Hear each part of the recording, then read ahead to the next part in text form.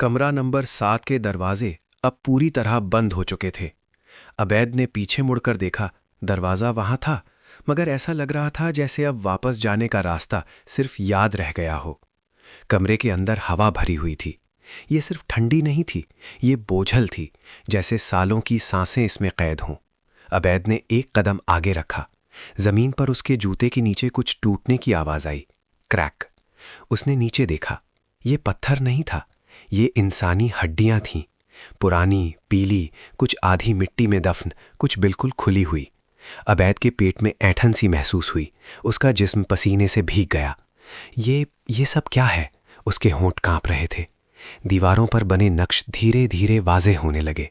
ये सिर्फ अजीब सिंबल्स नहीं थे, ये नाम थे। किसी के पूरे, किसी के आधे, किसी के बिल्कुल मिट चुके। हर नाम के साथ एक ही निशान बना था, गोल दायरे का निशान। अबैद ने डायरी का दूसरा हिस्सा उठाया।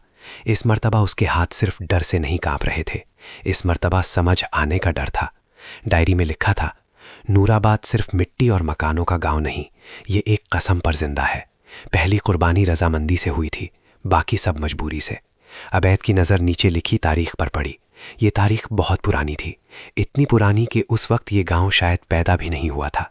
डायरी आगे कहती थी, जिस रात खून ज़मीन में उतरा उस रात नूराबाद ने सांस ली, और तब से जब भी सांस कमज़ोर होती है गांव पुकारता है। अबैद को याद आया बस ड्राइवर का चेहरा, बुजुर्ग का कांपता हाथ, और वो अजीब सी बेचैनी जो उसे बस से उतरने पर मजबूर कर रही थी। ये सब बुलावा था। अचानक कमरे के बीच बने दायरे से हल्की सी लाल रोशनी उभरी, पहले हल्की, फिर धीरे धीरे तेज। अबैद ने पीछे हटना चाहा, मगर उसके पांव जैसे ज़मीन में धंस गए हों। फिर आवाज़ आई, पहले एक, फिर दो, फिर दर्जनों, मर्दों की, औरतों की, बच्चों की, सब एक साथ। हम भूले नहीं गए। अबैद के कानों में चीखें गूंज रही थीं। उसने अपना सर पकड़ लिया। दीवारों पर तस्वीरें उभरने लगीं। ये तस्वीरें नहीं थीं, ये यादें थीं। किसी तस्वीर में एक औरत अपने बच्चे को गले लगाए रो रही थी। किसी में एक जवान मुसाफिर दरवाजे पर थप्पड़ मार रहा था। किसी में एक बुजुर्ग खामोशी से ज़मीन की तरफ देख रहा था, जैसे सब मान चुका हो। अबैद घुटनों के बल बैठ गया। बस करो। उसकी आवाज़ टूट चुकी थी। इसी लम्हे बुजुर्ग फिर से सामने आया, मगर अब वो बिल्कुल मुख्तलिफ था। उसका चेहरा वही था, मगर आंखों में इंसानी एहसास नहीं था। और उसका साया, वो साया सीधा नहीं खड़ा था, वो दीवार पर रेंग रहा था, जैसे कोई जिंदा चीज़ हो। बुजुर्ग ने कहा, नूराबाद जालिम नहीं अबैद, नूराबाद मजबूर है।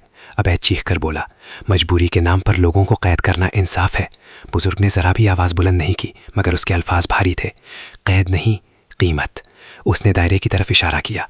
हर दफ़ा एक गवाह छोड़ा जाता है जो जिंदा रहकर कहानी सुनाता है, बाकी सब गांव के साथ रह जाते हैं। डायरी का आखिरी सफ़ा खुद ब खुद पलट गया। उस पर लिखा था, गवाह के बगैर कहानी मर जाती है, कहानी के बगैर नूराबाद। अबैद की आंखों से आंसू बहने लगे। तो मैं सिर्फ कहानी बनने के लिए जिंदा रहूं? उसने पूछा।